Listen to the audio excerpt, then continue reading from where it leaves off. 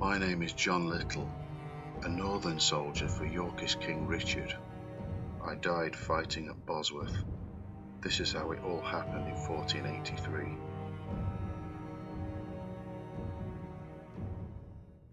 Richard, Duke of Gloucester, was a loyal younger brother of the Yorkist King Edward IV. Their father, Richard, Duke of York, was descended from the youngest son of King Edward III, their great-great-great-grandfather. Richard has been made, rightly or wrongly, infamous to posterity for the alleged murder of his two pre-teenage nephews by Thomas More, writing Lancastrian propaganda in the reign of his Tudor masters.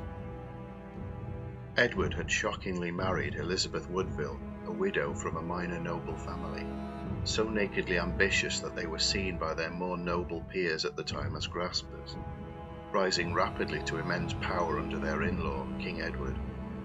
But they were hated by the established senior nobles, including Richard, who at this point was a far cry from the infamous wicked uncle we know today. Despite his scoliosis, he was actually a great soldier, a keen dancer, capable horseman, and had crushed northern rebellions as well as the Scots. He had always been praised for his quick wit, courage, and decisiveness, even by his enemies. His steadfast loyalty to his dead brother led Richard to do the right thing, as he must have seen it, but his own controversial or bad decisions, his ruthless boldness, and the desperate struggle to outwit his powerful enemies led him down a series of dark, narrowing paths, one step at a time, to the ultimate atrocity which caused outrage and hatred of Richard, for which he has stood accused ever since. The timeline of events in this tragic year went something like this.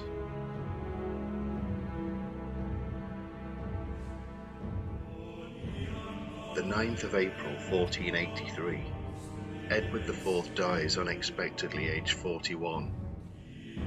He had returned to Westminster from Windsor in the final days of March, and it was there that he suddenly fell ill. Despite the greatest medical care available to him, the ailment was soon serious enough for the king to add codicils to his will and to put his affairs in order. The cause of his death is unknown, but certain theories have been put forward. Rapidly progressive TB that developed after he had measles, typhus, pneumonia, or even malaria. Winston Churchill wrote that Edward's health failed due to his constant heavy drinking and promiscuous lifestyle. His heir was his eldest son, the 12-year-old Prince Edward, then at Ludlow Castle in Wales. His guardian and tutor is his uncle, the Queen's brother Anthony Woodville, Earl Rivers, a capable knight whom the young prince idolizes like a father. On the 14th of April, Rivers receives the shocking news that the king is dead. Prince Edward is now the uncrowned king. Richard was in the north of England, where he was very popular, when he receives the tragic news of his brother's death. As per Edward's will, Richard is now protector of the realm, and he sees his only goal and his duty to carry out his brother's wishes. The 17th of April. With the lack of senior royals in London, it thus fell to the king's household and councillors to make arrangements for the king's burial, and the procession took place over several days amidst much ceremony and mourning. The Queen had, soon after marrying Edward, appointed her family members to key positions, the Navy, the Treasury, and the Armoury, and rushed to secure a date, the 4th of May, for the coronation of her son as King Edward V, thus circumventing her brother-in-law, Richard, a sworn enemy. The country is temporarily governed by the old King's Council, made up of some of the country's most powerful nobles, but filled mostly by the Woodvilles. They oppose Richard's protectorship, his right by royal decree. Lord Hastings, the late King's distant cousin and a fervently loyal Yorkist, is a senior member, is friendly with Richard and hostile to the despised Woodvilles. Hastings kept Richard informed of their plotting and asked him to hasten to London. Whoever loses this already lethal Game of Thrones will end up losing everything.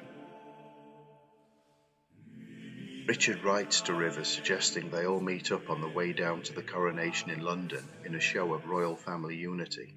Rivers agrees. April the 29th. Richard and 600 soldiers wait at Northampton with Lord Buckingham, his right-hand man, a distant relative to the royal family, and who was married to the Queen's sister Catherine Woodville. Rivers arrives from Wales with Edward and 2,000 men, leaving the young king in nearby lodgings further south at Stony Stratford. The three nobles meet in the evening. They drink, and the atmosphere is surprisingly convivial. Richard had recently resolved a complex territory dispute for Rivers. They agreed to pick up the young king in the morning, but after Rivers retired for the night, Richard had the Earl, his nephew Richard Grey, and his associate Thomas Vaughan arrested and sent to Pontefract Castle in his secure northern domain. Richard believes he's trying to do the right thing, acting on the wishes of his dead brother, but by arresting the new king's other uncle, one of the hated Woodvilles, Richard has irreversibly set off down the path to catastrophe. The morning after, Richard meets his royal nephew and claims that Rivers and his allies had committed treason, that they had a hand in the death of the old king, which Edward disbelieves as he adores his Woodville relatives. An incredible document by Italian scholar Dominic Mancini, a man who was actually there in London at the time, says that it was Hastings that had advised Richard to come to the capital with a strong force to avenge the insults done to him by his enemies. He said this would be easy if, before coming to London, Richard took the young King Edward into his protection and under his authority. So far from becoming a tyrant, Richard is at this point actually following the advice of one of the most respected and senior nobles in the land. Hastings is actually outlining a way for Richard to act, but to the young king, it appears as if his estranged uncle is the one committing treason. The 4th of May, Londoners are out in their crowds to cheer the coronation procession of the new king, but Richard's actions have sabotaged this.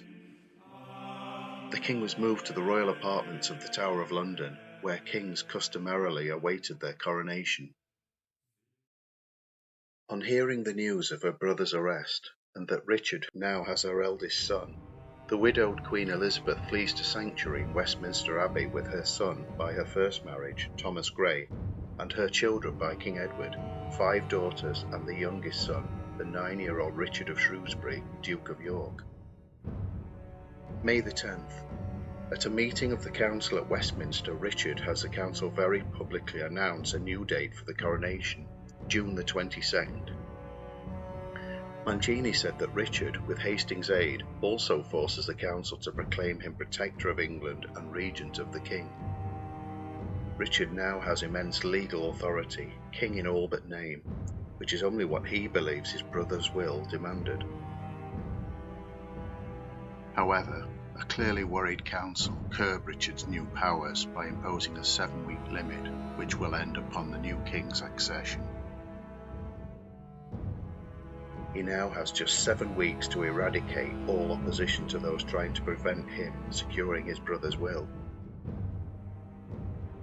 So what began as a crusade to secure Edward IV's will has now descended into a vicious and bloody fight to the death in which he must do whatever it takes to stop the new rich Woodvilles from clawing back into power and taking dreadful revenge. June the 9th. 2 weeks until the coronation. Richard's petition to get the suspicious council to support the treason and execution of Rivers fails, despite the backing of Hastings and Buckingham. He has schemed for 5 furious weeks to try and force the stubborn council to support him, and has been blocked every time. Elizabeth Woodville is still hiding out in sanctuary at Westminster Abbey with her children, clinging desperately onto the hope that religious sanctuary is a boundary no one dares cross. If Richard can't get Rivers, then he's going after someone more vulnerable, the young Prince Richard, Duke of York. But the council again defeat the vote, including Hastings, who has always been totally loyal to Richard, as he had been with Edward before. To the experienced and noble Hastings, this is starting to feel like treason. For Richard, the council's persistent opposition to his ambitious plans fans the flames of a growing paranoia onto which his loyal henchman, Buckingham, pours fuel. He says Hastings is in secret meeting with Richard's enemies, though there's no obvious evidence of this. Richard has now come too far to turn back, and the stakes are now way too high. In Richard's mind, Hastings is symptomatic of a dwindling number of fickle allies. Now he has also betrayed him. Precious time is running out, and if anyone, no matter how powerful, threatens his survival, they're dead. June the 13th, 9 days to coronation. Richard makes another shocking and controversial decision. He calls a much reduced council meeting at the Tower of London, surprisingly including his formerly staunch ally Hastings, whom he suspected of betraying him.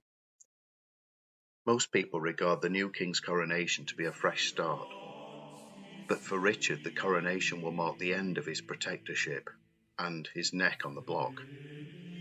So he arrives to stop the coronation and eliminate anyone who might be stopping it. The meeting starts well, but Richard briefly leaves the room and Hastings and others are left in total confusion. According to Mancini and other primary sources, Richard, supported by Buckingham, bursts back into the room with soldiers and accuses Hastings and 2 other council members of having committed high treason by conspiring against his life with the Woodvilles.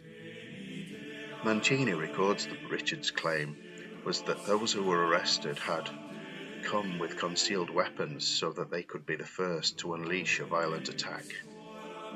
No doubt nonsense, but still. Richard then has Lord Hastings dragged out into the yard and quickly beheaded. The summary execution of the popular and mighty Hastings was extremely controversial among contemporaries. Yet while he remained alive, he would have been too formidable an obstacle to Richard. Richard has already gone way too far and sealed his fate. He has repeatedly outraged English law, accepted protocol and morality. But in his mind, he is still ruthlessly pursuing what he believes to be his and his dead brother's right. The council, Elizabeth Woodville, and the nobility are all now silenced in a climate of fear. Richard and his remaining ally Buckingham can do whatever they want. The coronation is just days away. Richard's only clear option must have been to ensure that Edward, under guard at the Tower at the time, was never crowned king. June the 16th, 6 days before Edward's crowning, Richard moves against Elizabeth Woodville, still sheltering inside Westminster Abbey under the powerful laws of sanctuary. No one other than clergy can enter. Richard sends in the 80-year-old Archbishop of Canterbury, Thomas Bourchier, descendant of Edward III and relative of Richard's henchman, Buckingham. He was a firm Yorkist who crowned both Edward IV and Elizabeth, his wife. He persuades her to give up her youngest son to his uncle Richard and reassures her that Richard is simply doing his duty as protector. To Elizabeth, it was clear that if she doesn't comply, Richard will violate sanctuary and snatch the prince anyway. After all, he's imprisoned her oldest son and murdered one of the country's most senior nobles. Will he kill her and her daughters too? She relents and hands her son Richard into his namesake uncle's care, who immediately sends him to join his brother in the Tower. The following morning, meeting the council, Richard postpones Prince Edward's coronation by 4 months. At last, Richard finally gets his way, through terror. Everyone's living in fear after Hastings' murder, and there are rumours that Richard's bringing 20,000 northern troops south to London. During the violent campaigns of the Wars of the Roses, they had a terrifying reputation.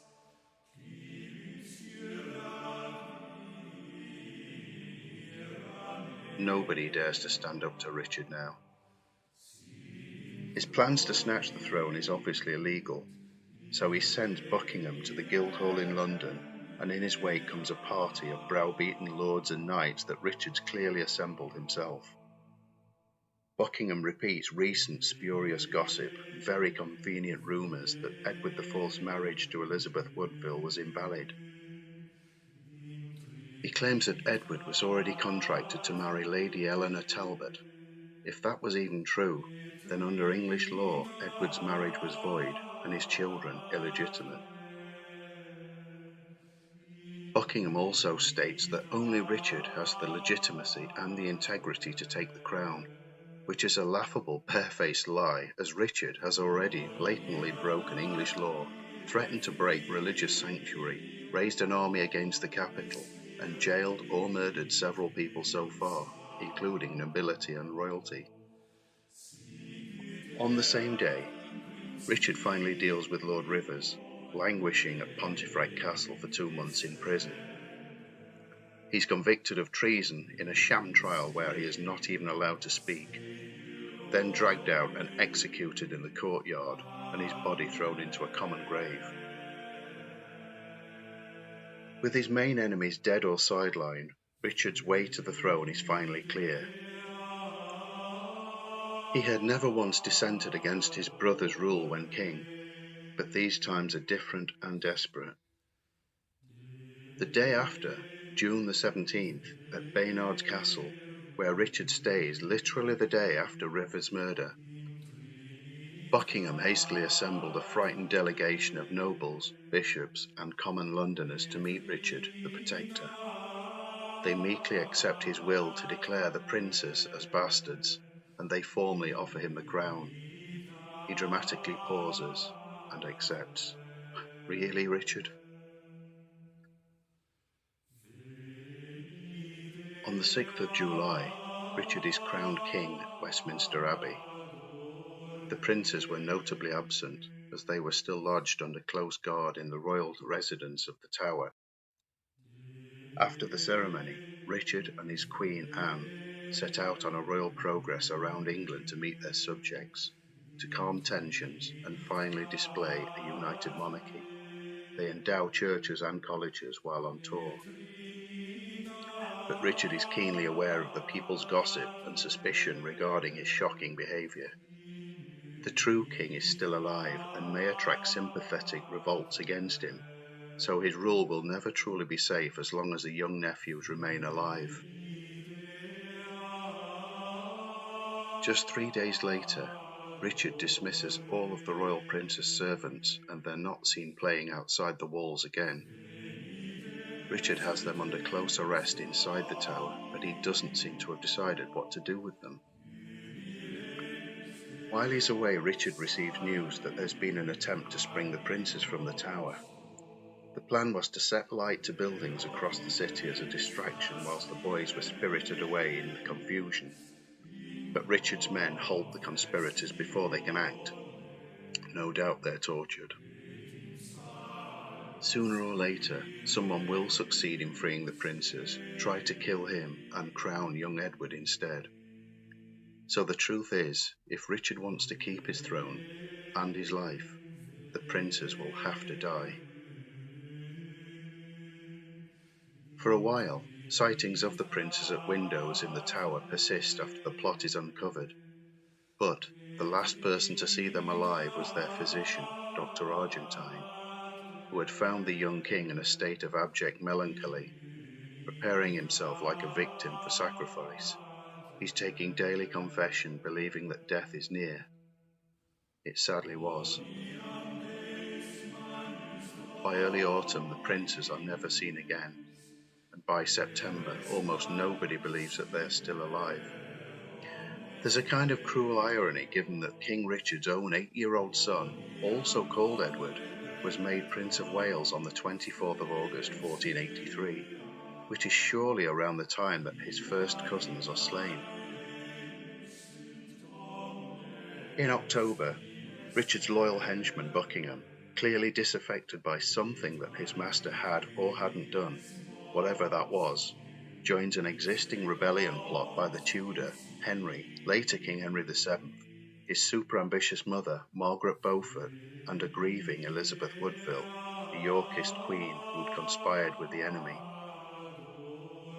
The conspiracy had begun as a Woodville-Beaufort conspiracy, being well underway by the time of the Duke's involvement.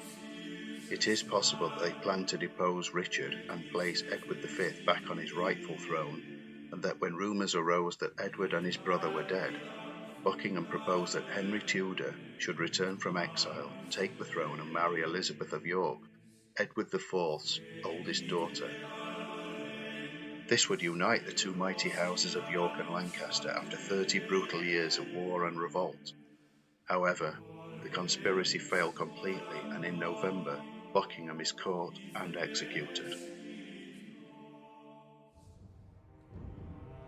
Margaret Beaufort appears to have played a large role in financing the revolt. In response to her betrayal, as Richard sees it, Richard passed an Act of Parliament stripping Margaret of all her titles and estates. The effect of this failed revolt and Buckingham's execution was that over the next few months a number of leading figures went over to Henry Tudor's camp.